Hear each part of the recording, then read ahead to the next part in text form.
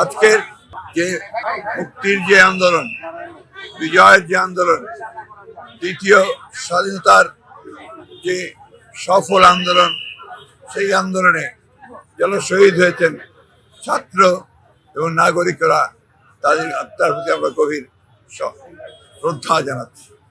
আজকে আমরা আশা করছি, প্রকাশ করছি যে নতুন যে একটা বৈপ্লবিক সরকার, নতুন যে ইন্টারিম গভর্নমেন্ট স্থাপিত হয়েছে, অন্তর্বর্তীকালীন সরকার, সেই অন্তর্বর্তীকালীন সরকার সমর্থ হবে বাংলাদেশের যে ক্রীড়াঙ্গন, সেই ক্রীড়াঙ্গনকে সঠিকভাবে সামনের দিকে এগিয়ে যাওয়ার, এবং আমরা তাকে সর্বাত্মক সহযোগিতা দান করব।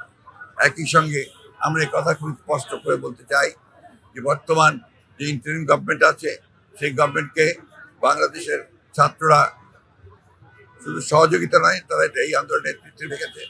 রাজনৈতিক দলগুলো আমরা দীর্ঘ 15 বছর ধরে আমরা ত্যাগ স্বীকার করছি, আমাদের অসংখ্য নেতাকর্মী প্রাণ দিয়েছে, এবং আজকে এই আন্দোলনে আমাদের ভূমিকা ছিল অত্যন্ত গৌরবান্বিত।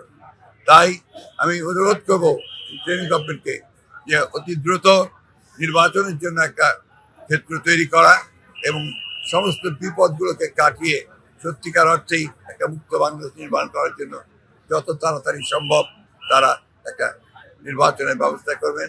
নির্বাচনের মধ্যে দিয়ে জনগণের একটা সরকার প্রতিষ্ঠা হবে। আমি আপনাদের সকলকে সেই প্রতিবিপ্লবের যে আশঙ্কা, সেই আশঙ্কা থেকে দেশে মুক্ত করবার জন্য অত্যন্ত সজাগ থেকে, রাস্তায় থেকে আমি সেই তাদের যে চক্রান্ত শুরু হয়েছে, সেই চক্রান্তকে প্রতিরোধ করবার সকল ব্যবস্থা গ্রহণ করবেন। জনগণের কাছে আমার এই হচ্ছে প্রত্যাশা। আরাফাত রহমান কোকো তিনি রাজনীতিতে সম্পৃক্ত কোনো ব্যক্তি ছিলেন না। তিনি ছিলেন একেবারেই একজন ক্রীড়ামোদী, ক্রীড়া সংগঠক, অসাধারণ যোগ্যতা সম্পন্ন।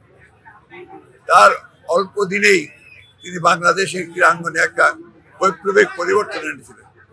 বিশেষ করে সবচেয়ে জনপ্রিয় যে খেলা ক্রিকেট, তার ভিত্তি স্থাপন করেছিলেন তিনি, এবং তার যে স্ট্রাকচার, ইনফ্রাস্ট্রাকচার, যেটা কাঠামো, সেই কাঠামো তৈরি করার ব্যাপারে তার যে ভূমিকা ছিল, সেটা অসাধারণ ভূমিকা ছিল। তারই আমলে ক্রিকেটকে আন্তর্জাতিক মানে পৌঁছানোর জন্য কাজ শুরু হয়েছিল, এবং সেটা তিনি সফলভাবে করতে পেরেছেন। আজকের এই দিনে আমরা তার প্রতি আবারও গভীর শ্রদ্ধা নিবেদন করছি।